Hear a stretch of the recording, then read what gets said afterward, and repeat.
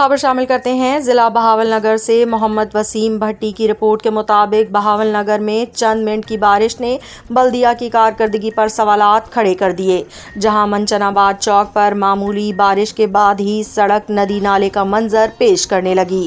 تفصیلات کے مطابق بہاول نگر میں ہونے والی چند منٹ کی بارش نے بلدیہ کی کارکردگی کا پول کھول کر رکھ دیا۔